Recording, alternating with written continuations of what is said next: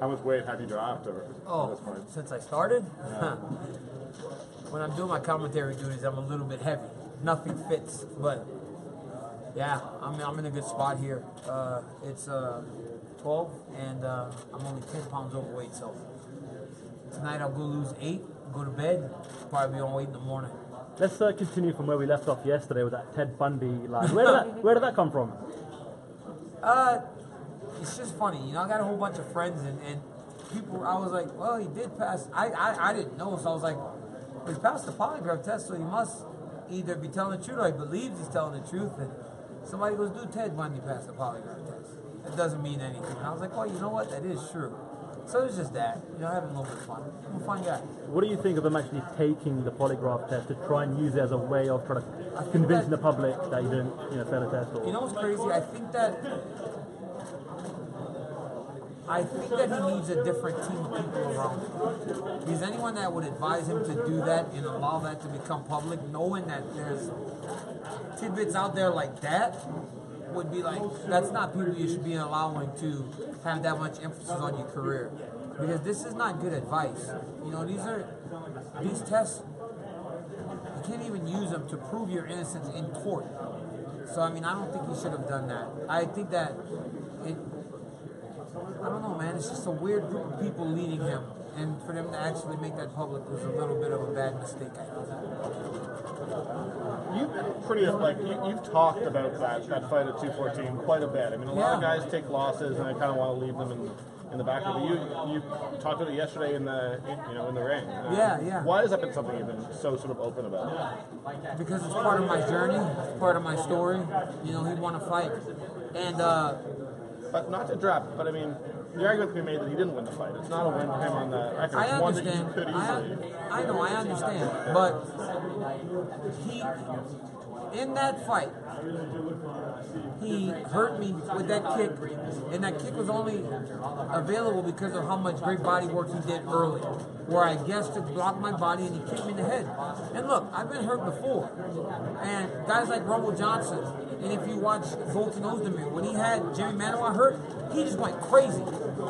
Jones didn't do that because he has great finishing instincts. If he would have did that with me, I would have grabbed him, I would have held him, and I would have been able to survive. But what did he do? When I was trying to regain myself, he did something that most guys aren't even able to do. He kicked me and made me spin, right? So when you're already kind of on Queer Street, have you ever tried hitting the pinata?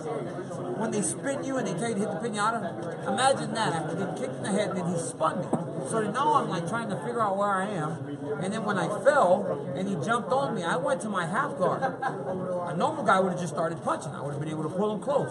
But because Jones has such great finishing instincts, he created space, gave me the idea that I could get up, and when I turned to get up, that's when he went to the finish.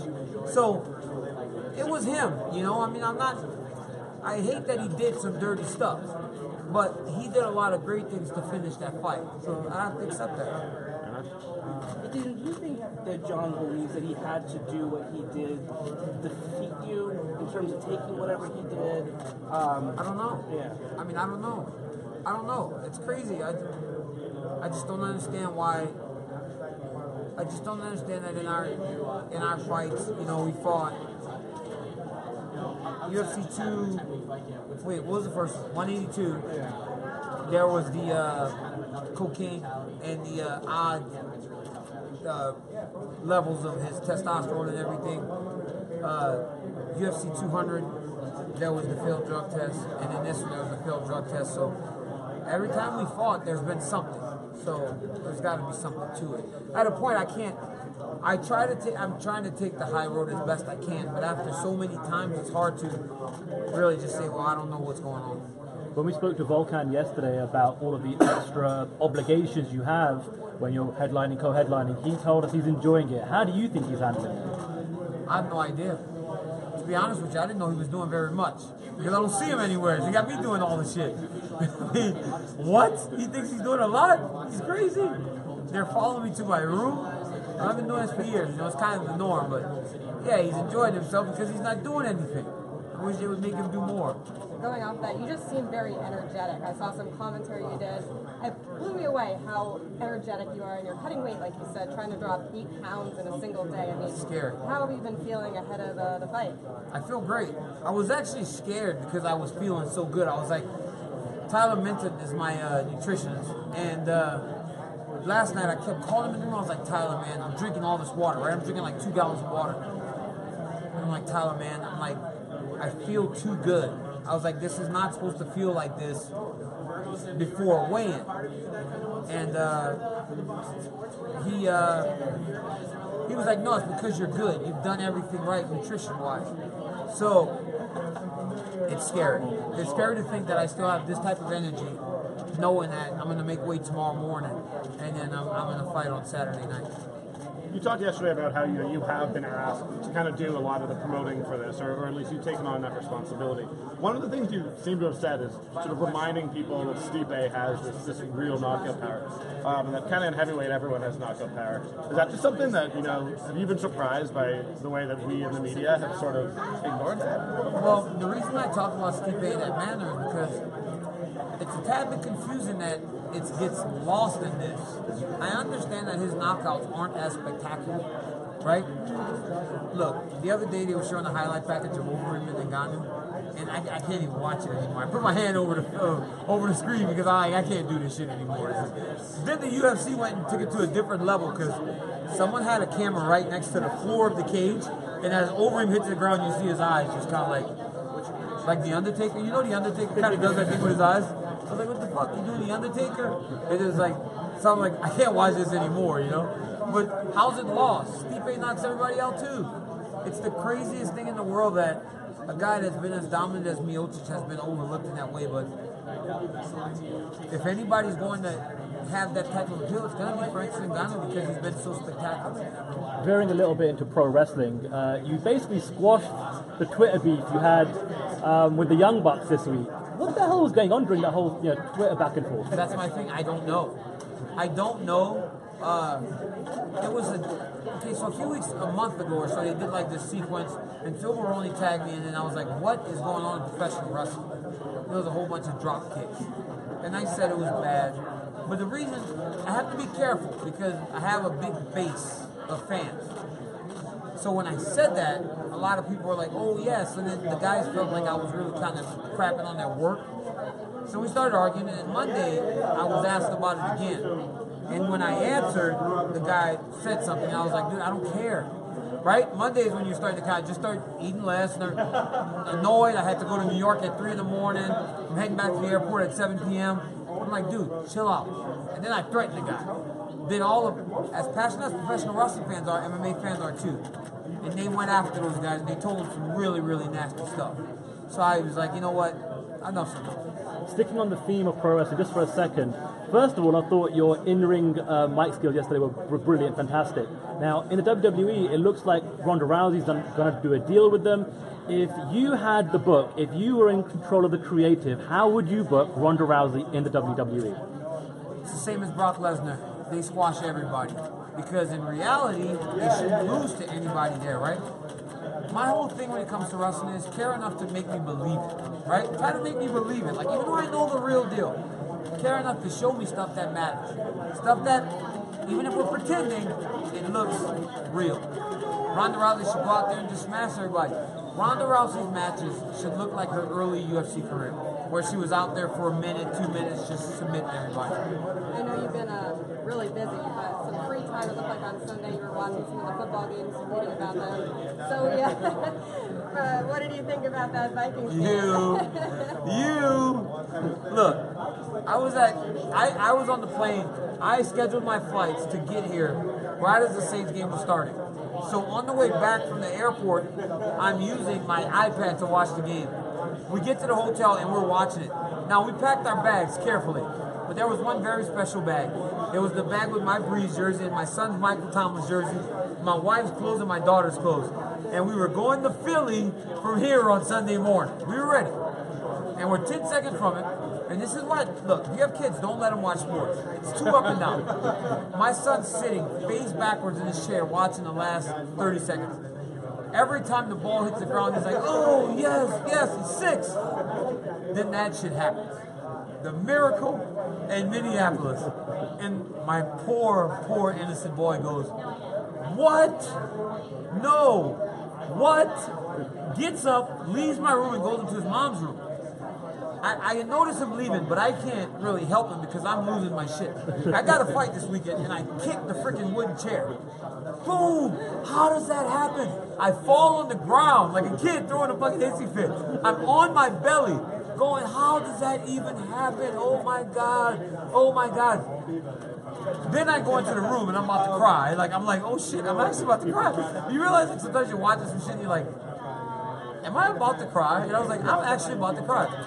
I gathered myself after like 15 minutes to go check on my son. The boys in the room pissed off. Tears welled up in his eyes because that game. I was like, man. And then I'm talking to my producer from Fox, and I go, you see, Steve? I go, Steve, that's why you can't let your kids watch sports, because of that. He goes, I'm going to tell you something. I said, what? He said, tell little Daniel that it could never be worse. He said he just experienced sports at the absolute worst at 6 years old. And I was like, well, I guess that was a valuable learning experience, but holy shit. What an experience for my poor kid, huh? So I know it might be a sensitive subject now, but It's Patriots so are bad. still in it. We're Boston media, so what do you think? Patriots, Jags, who you got? Leonard Fournette went to LSU, so I like Leonard Fournette, but those teams that are left, I don't think they can beat the Patriots. Patriots are going to win again. It's so unfair. You guys are so spoiled. I mean, you guys are so freaking spoiled. I walked through the airport the other day, and there were banners as far as the eye could see. Basketball, football, hockey, I'm like, baseball. I'm like, what? It is the city of champions. Good for you, Boston. Daniel, just a last couple of questions from me. I'm here covering this event for MMA India. First of all, do you know that Arjun Buller's coming on Friday? Has he told you? Here's what? Arjun Buller? Yes. He's arriving on Friday. He's my guy. He's coming in town to support you, right? So Arjun's here yep. Friday, Kane's here tonight, Khabib's here. The whole team. We're the American Kickboxing Academy, man. We support each other. That's right. I want to ask you about when you first met Arjun. You guys brought him into AKA. What was it about him that made you want to bring him into the team, or what's it been like working with him behind the scenes? Outside of him sounding like DJ Khaled? No, he was, I met Arjun when he was a young kid, right? He was a young kid wrestling for Canada. And he would come to the Olympic Training Center. And I was like, wow, man, this little Canadian dude, like, he wants to learn. And he was always in our training camps. And when he made it known to King Mo that he wanted to fight, I was like, hey, send him here. I was like, he needs to be at AKA because we can really help him. And from the moment he walked into the gym, he's been like a great teammate. Every time he's there, he's willing to put himself on the line. He's coming on a couple of occasions just from my training camps, even when he didn't have it. He brought his team from Simon Fraser up there to wrestle. So it's just, he's a really good guy, man, and he's a very talented martial artist now. Do you see a lot of yourself in him, given your background? Quite similar paths. Short, type of heavyweight, fast, boxer, wrestler, yes, I do. Arjun is actually more advanced in the stand-up than I was at that point. He's got really, really good boxing. I kick the shit out of his legs, though. He hates it. Because he's such a good boxer, he doesn't really... He wasn't. Now he's better at it. He wasn't very good at defending kicks because he was so busy worried about punching. I would just blast his legs and tear him up. But now, he's checking my kicks, so it's much harder to spar him. I'm sure you give him tons of advice behind the scenes, but if there is one thing you would say, give him one solid piece of advice to ensure he has a successful run in the UFC, what would that be? Just stay true to himself. Be Arjun Buller. If he is himself, he'll be fine. He'll win a lot of fights. He'll move himself to the top of the division, as he did in wrestling. If you can make the Olympic team and go to the Olympic Games, you can do anything in mixed martial arts. So be true to himself, train hard, train smart, but he knows that. These are all things that he has done his entire life. Thanks, DC. Appreciate it. Appreciate it. Thanks.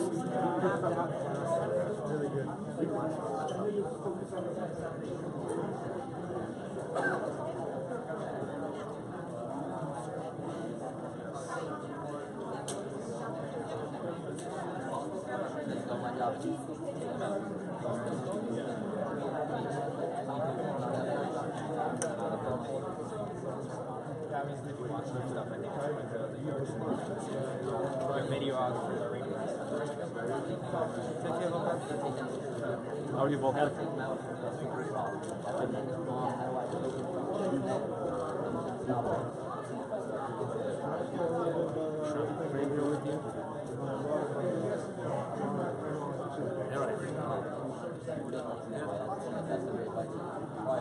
I'm here with Volkan Oezdemir. Huge challenge for you. You haven't been in the UFC for a year, and now here you are, biggest stage. Is it almost a dream come true for you? Does it almost seem like this? It's incredible the speed in which this is happening. So I don't think. I think he was meant to. You know, so I knew for sure that he came fast. He arrived less than a year into the opportunity. I also had trouble to find any fight, and then I got the UFC call. And almost less than a year after. I was going to say, it's kind of going both ways.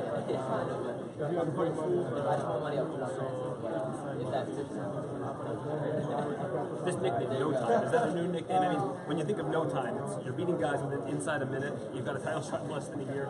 It's a great nickname.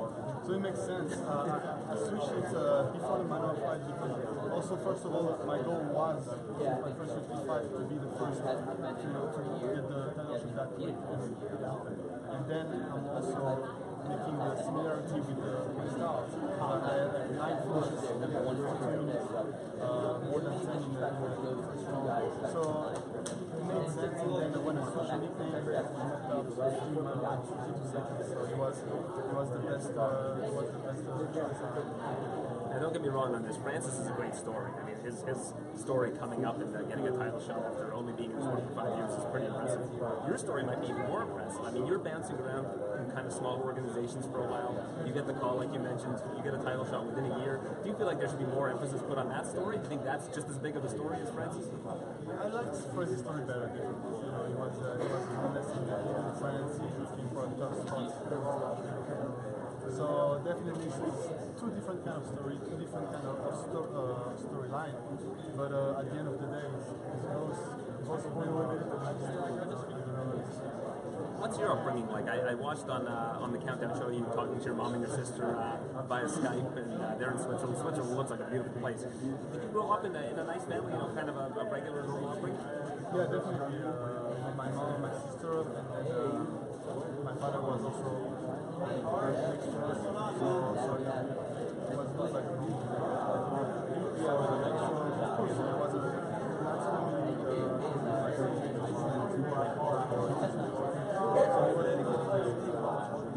I've watched all of these embedded shows and the Countdown shows I mentioned.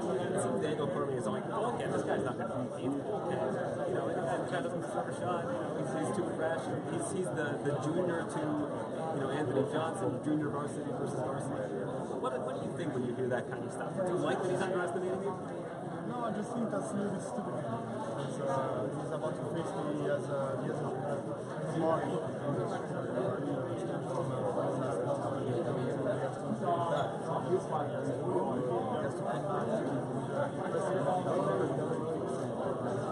So putting me down like that is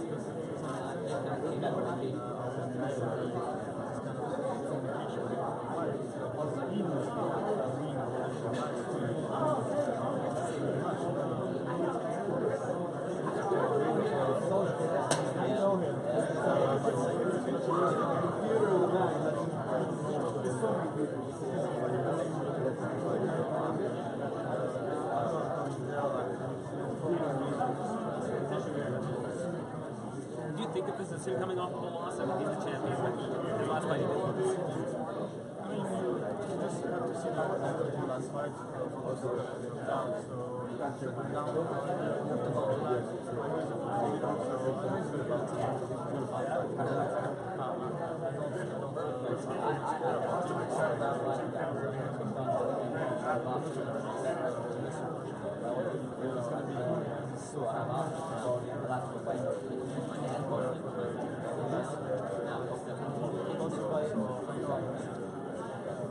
And finally, you know, he trained for a long time with Luke Rockhold. Luke Rockhold's training with you now in Hard Knocks 365. What's your relationship with Luke like? Do you guys ever go out for dinner together or anything along those lines? You guys talk at all? Is he trying to kind of keep his distance from you because he doesn't want to get involved in this?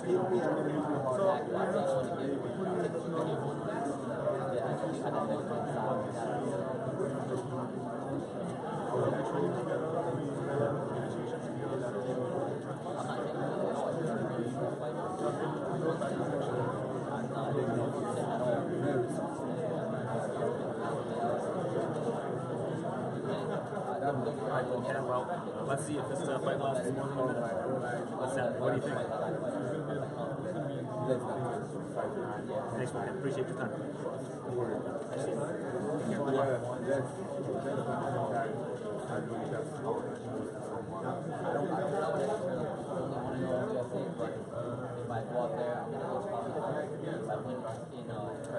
No worries.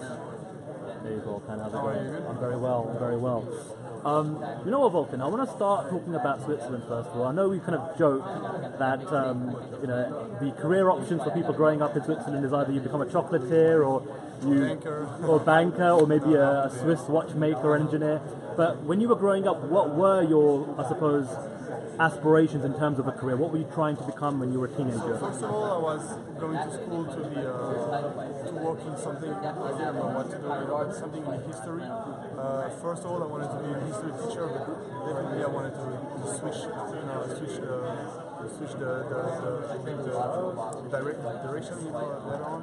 But then I felt the need. I loved sport so much. I loved the martial arts I was doing. I loved the kickboxing I was doing, and I felt like I wanted to do a little bit more. So I took times off in school. You know, I stopped in the middle of school.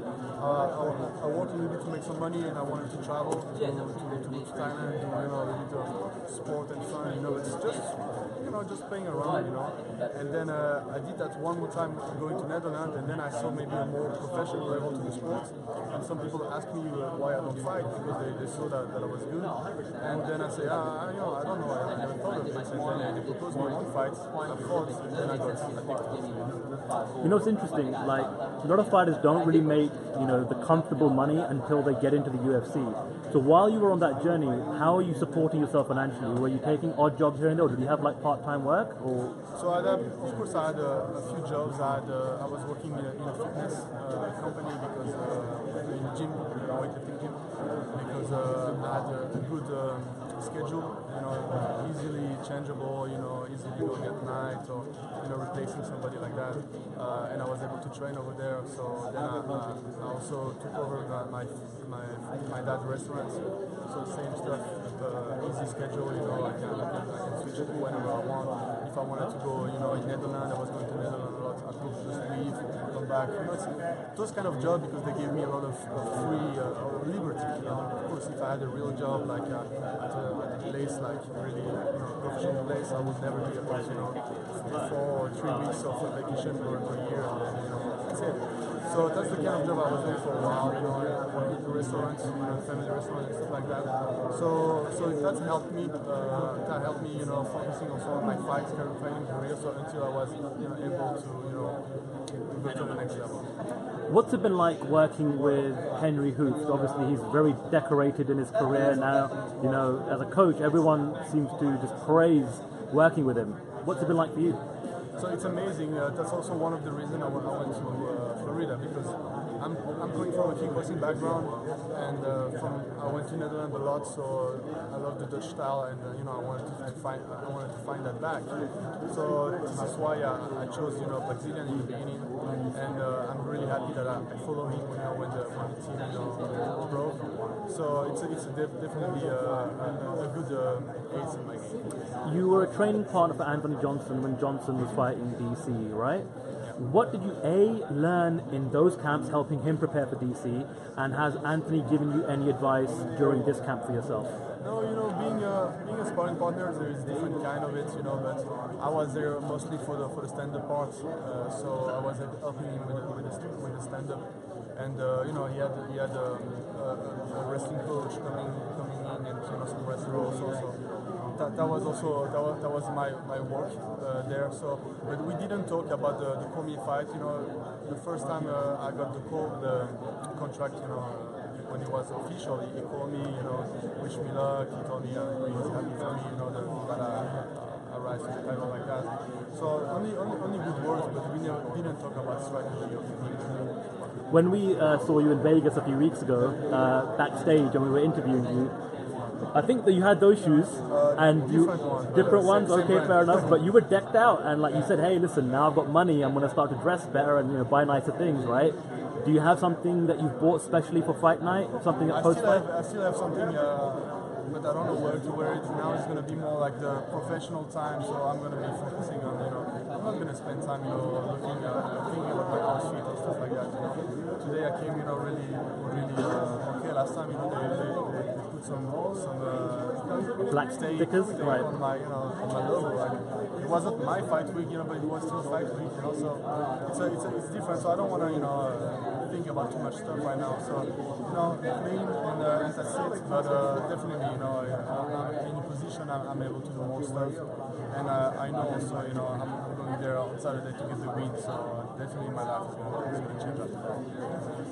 Luke Rockhold was obviously around.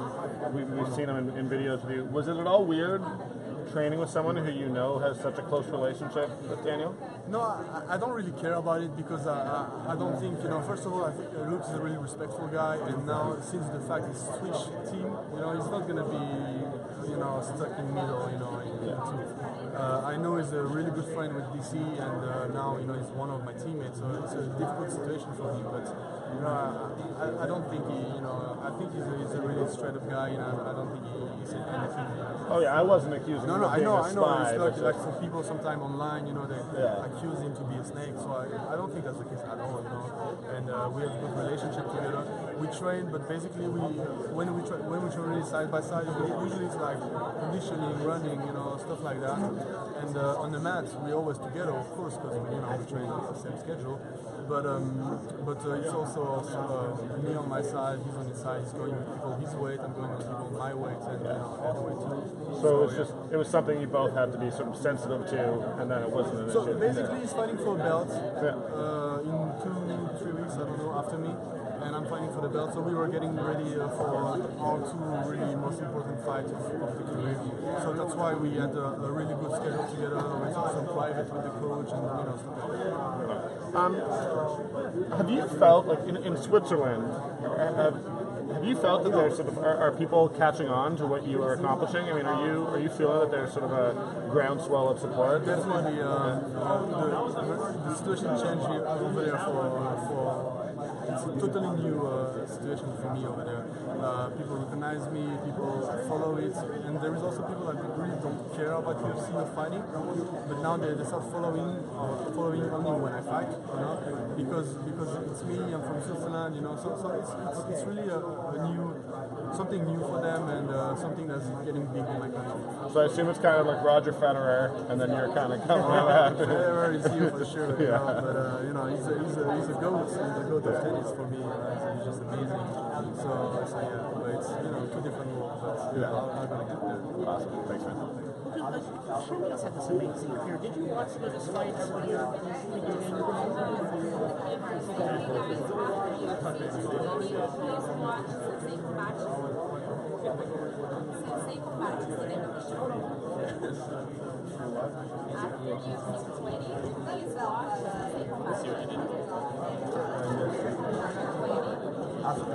Yes, after.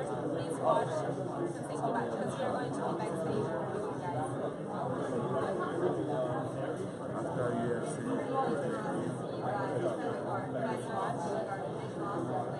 Second match. Hey guys, after UFC, please watch second match. Hey guys, after UFC, please watch second match. Hey, next time you're going to pay me yes, that's advertising. The fifth for advertising. Hey Francis, how you doing, man? I'm doing good. And you? I'm good. Let's talk about the hair first of all. I like it, the color in it. I can't do it myself, obviously. I can tell that you like it. You catch my Instagram story, yep. Put on your Twitter. Trying to help promote it, right? So what was the inspiration behind putting the color in the hair? I used to put color on my head, and I always like to change style, like to change things, do different things, find out something different, Have you got anything special planned, or are you going to keep it like this now? Huh? Have you got anything special planned for fight night, or are you going to keep it like this? No, I'm not going to keep it like this. Inspiration, find something different, Let's talk about that Overeem knockout. How many times have you seen it? I don't know. I mean, I don't think all the time that people send it to me, I see all of them. And then basically just the week after the fight, when I opened my Instagram or my Facebook or my everything of my timeline was just the fight. So I saw it a lot of times. I mean, even without intent to watch it, I watched. Are you scared of your own knockout power? Does it scare you? No. I'm not gonna knock myself out, so I can't scare about my knockout power. My opponent should scare about it. Do you have any sympathy, or do you ever worry about your opponent when you knock them out, like what they could have happen to them? Nothing will happen to them. We've been combat sport has the evolution since century, and something like that never happened. So I don't have to worry. And we also have a medical commission who check about the scan, the MRI or other thing, and make sure we are healthy before we go there. So it's really difficult for some to happen. What's it been like for you to get the news from Cameroon? Are people in Cameroon like talking about this? Are you getting like reports from Cameroon that everyone's really excited about this fight? Yes, they're really excited. They are really excited. I mean, I can tell. They even said the Christmas wasn't a real Christmas. The New Year wasn't a real New Year. All of that holiday would take the real holiday would take place after the 20 years. And I heard, did you meet Joel Embiid this morning? I did. How was that like for you? That was a good one. I was looking forward to meeting since a long time because I've been watching evolution because he's from my hometown. Yeah. And what's it been like just promoting this event? Obviously, you've done more media, you've had more interviews. Do you enjoy it, or is that like annoying for you? Sometimes you enjoy it because sometimes you can feel the connection with the people that you're talking to them. But sometimes you can just feel like it's a lot of stuff. You need to say no. I know it's difficult sometimes even to train. So. When you were growing up, did you have a favorite heavyweight fighter, whether it was boxing or MMA? When I do what? When you were growing up? When I was growing up, I didn't have no chance at all to watch fighting. I might heard talk about boxer like Mike Tyson, Holyfield, because that fight was at the time was very famous, but I never saw them until I was 22. I started boxing, and then I used internet, went to watch Mike Tyson fight on YouTube. And finally, what is your prediction for the fight? When will you finish the fight? Round 1 or round 2? Under 2 rounds. Under 2 rounds. All right. Good luck. Thanks, Thank Francis. you.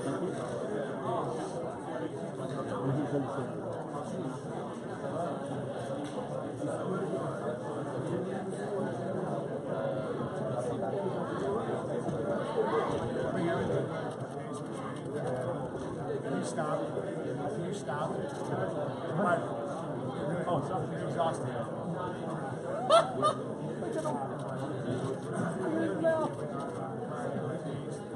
What is doing here?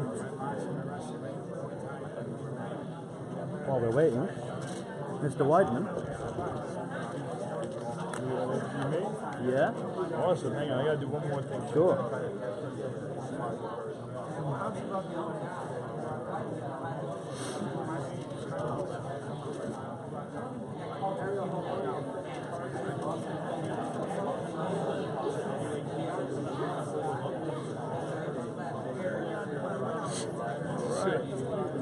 The last one was amazing. It was not good. We got so mad. And then the Francis People remember the last one. Remember how we done it. So I really remember why we stopped.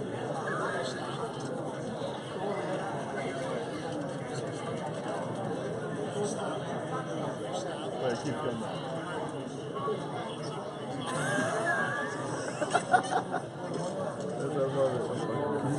Can you save that and actually send it? Yeah, I will. I'll do it. I think the interview. Okay. Oh, Yeah, I'll do it. No, that's all good. All right. Chris, good to see you. You're going to be cornering Gian Vellante. Is this the first time you've actually been part of the corner team for Gian? Have you done it before? No, yeah. So I've cornered him a lot of his fights. Right. A good majority of them. But this is the first time I'm actually like the head coach position. Right. Because his head coach isn't making it this week. So I'm taking over. Taking over on the mic. He's going through a little bit of a rough patch in terms of like the win-loss column. Like, you know, what kind of advice have you been giving him, and how have you best prepared him for this fight to make sure he does win? I mean, he knows everything he's got to do. He's got to go out there and just believe in himself. He has tons of potential, and when he believes in himself, he's really I don't think he gets beat. So we'll see what Vellante comes out there. It's on him. He has all the potential in the world. Is it fun just hanging around, not have to worry about fighting on the weekend, just kick back and enjoy It's it? nice, but then on the other side, man, I want to get injury free and I want to get back out there soon. So. And what about the main event, Stipe Francis? Who you got? I got Stipe. I just feel like he has more ways to win. Francis is very dangerous. He hits really hard, but so is Stipe. I feel like in the heavyweight division, I don't know how much it really matters on how hard you punch. If you can knock people out, you knock people out. It doesn't matter how hard you knock them out. Talking about the co-main event between DC and Volkan, I know that's a kind of weight class you've kind of tantalized everyone about potentially moving into down the road at some point, or people have wanted you to do it. What are your thoughts about that potentially down the road for you? It's an option. We'll see what happens. Get healthy, see what options are at middleweight, options 205, and we'll take it from there. Good luck at DC and Volkan. DC. Cheers, Chris. Thank you very much.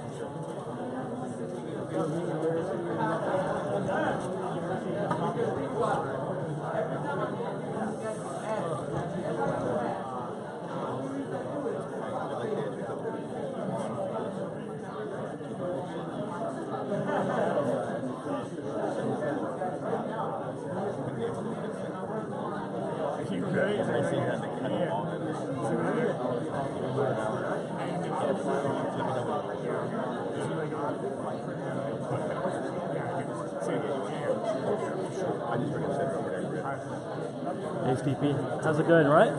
Let's talk about the hair first of all and the clothes. I actually like it, like, you know, it's styling and profiling, right? Yeah, so right. What's the inspiration behind it? Just something to step up? I've been doing it for a while, man. Right, yeah? Yeah, I mean, I think I've been dressing up for a while, for the last, 2 years now.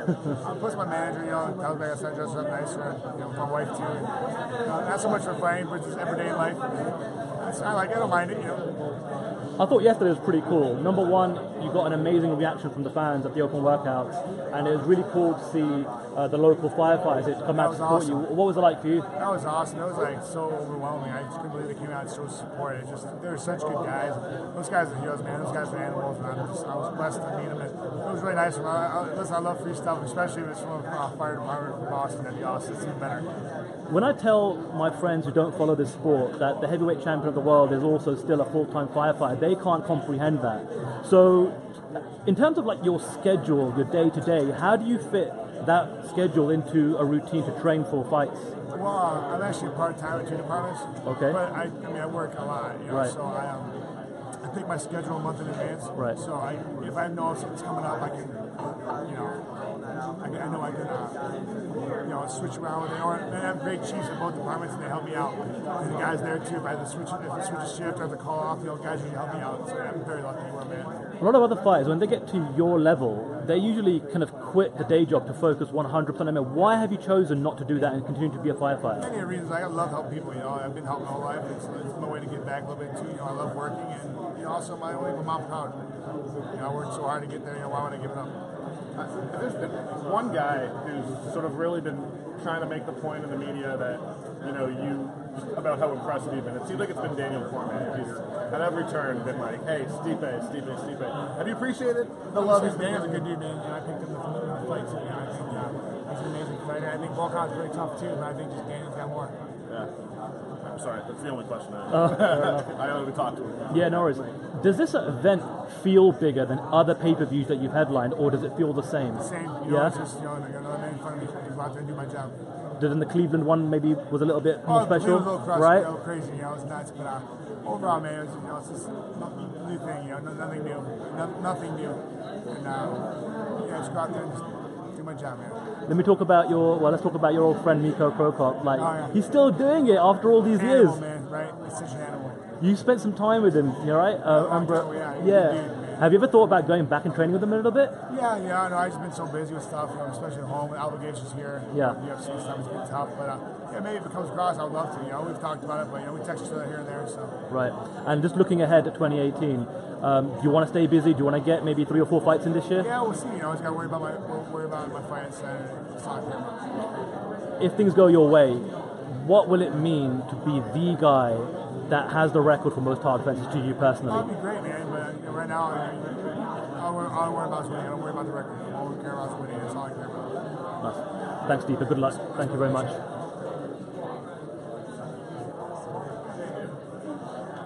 Are you on? No, how did you do that? I just did. Oh. But for the record, but I'll come do it again. He gave me a great comparison. He said Francis is like Lesnar and Stipe is like Kane. It's worth That's nice. it's for your audience. Where is John? Is he gone? Yes, please.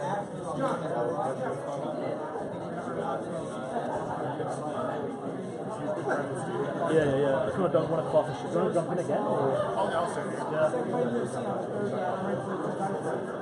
It's down at this side. Spotlight. Cool.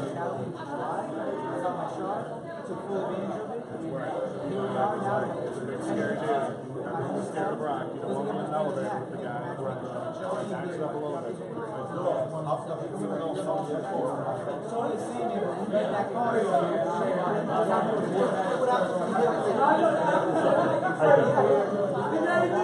Tell me about your Brock. What? Tell me about the Brock comparison. Oh, my comparison. You want me the breakdown? It makes sense. Yeah, tell me. What is that thing? What is it's like something Stipe would sit on. That's what it looks like. Oh, really? Stipe sits on something that looks very similar.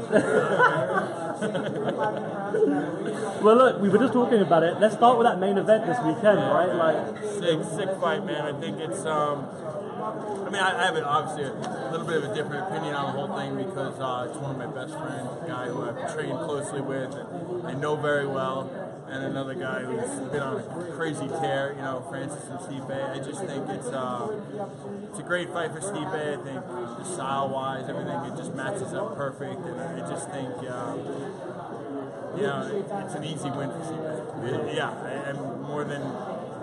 He's fought number world champions like 5 or 6, 7 fights in a row now. So I think this is a guy who's never been a world champion. It's the easiest fight. It feels like everyone will remember where they were when they saw Francis knock out over him. Where were you and what was your reaction to that? I was with Stipe, actually. And both of us were not watching the fight. Really? What were you watching? Yeah, we were at his brother-in-law. Actually, that's what happens when you get married. This is what happens in the marriage game. That's why I'm staying away myself. Is hanging out with him and Wyman, 2 guys that married and 2 of my best friends. And you get pulled to these family events. So we were at some his brother-in-law surprise 30th party. But I mean, I ate well. That was good. But yeah, we were there. We didn't even know what happened in the fight. And I guess we heard. He's like, hey, see what checking out happened in the fight. I checked. I think it was. I don't even know what I checked. And there was Francis Ngannou with the craziest knockout ever of Alistair Overeem. And I showed them, like, I guess you know who you're fighting next. And I threw him the phone. That was it. What was his reaction to watching it? He said, oh, cool, man. It should be a fun one. He goes, I wonder how the fight went, this and that. And I'm sure he watched it down the line, but it wasn't anything he was worried about. It kind of very similar to how you saw him on ESPN the other day, how you see him every day. Just, all right, cool, that's the next guy. Let's go and get the win. Yeah. Talking about your fight, you've got Chris in your corner. I just spoke to him. This is the first time he's in your corner as a head coach, right? Yeah. He's the, I guess you call him. I don't know. He's the head asshole. Can I say it? So, that's what he is. My coach who I've had in my corner for previous 24 fights. We got another guy boxing tonight. He's his only guy. You know what I mean? So I'm not gonna take him away from that. Guy boxing, I think for like a world title or something like that. So I'm not gonna take that away from the kid. And so Chris got called up to the bigs, and he's got to step up to the plate. We'll see what he can do. Hopefully, my whole goal is to get a knockout within the first 5 minutes. I don't want to hear that guy in between rounds. What's it been like hanging out with him during fight week as your head The coach? worst. He tried crawling a bit with me. I'm cutting weight. I don't want to deal with you. He tried crawling. Oh, but I like my guy skinny. You know, get out of here, bro. Like weirdo. Like he's just the worst guy to be around. Yeah. How have you mentally been preparing for this fight? Because obviously you've had a bit of a rough patch now. So what's your kind of mentality coming into this fight? Same thing for me. It's the same as Steve. Same as any. I'm a chill dude, man. Whatever. But yeah, I know nerves are gonna be there. That's what this game is. Every fight of your career, that's part of being in the UFC. Every fight you have is the biggest fight of your career. And just like my fight before this and my fight before that, all the way down the line, it was the biggest fight of my career. You know what I mean? That next fight always is, and that's a lot of pressure. Every fight is your Super Bowl. You know, every fight is the biggest game ever. So it's no next week, no nothing like that. You got to win right now. So it's huge, but I know the pressure's gonna be there, and I've had it before 24 other times. So yeah, go in there and get the win. When you close your eyes and you envision the fight playing out in your mind, how do you see yourself getting your hand raised in victory? How do you win? I'm not a guy who watches film. I'm not a guy who really cares what the other guy's going to do. I know what I want to do to go in there, which is go in there and get a knockout. I'm trying to submit guys. I'm trying to wrestle guys. I'm trying to do anything different. I'm not going to try and do anything different now because I lost 2 in a row, and I'm going to go in there and try to knock the guy out. So I do think I knocked this guy out. I don't know if it'll be in the first round or the third round, but it'll be maybe it's the second. But yeah, I do think I knocked him out. Nice. Yeah. All right, John, thank you. Appreciate it. Good luck. Man. Yeah. I don't know if you wanted me to talk about that. Oh, I'm good. Yeah. Thanks, man. Appreciate it.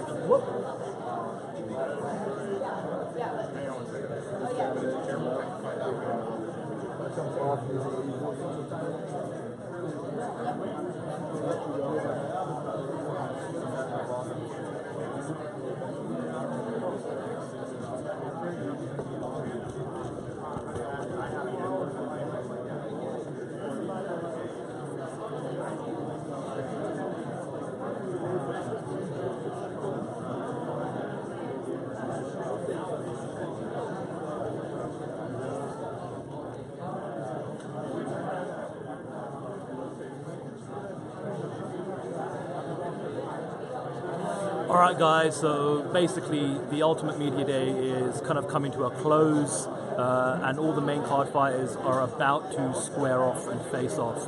So this is going to conclude the end of the stream, but check out the MMA India Twitter account, the Instagram account, and also here on the Facebook page where I will be providing the videos of all of the main card face-offs. Thanks again for watching, and make sure again, please like, please share, and keep supporting us. Much appreciated.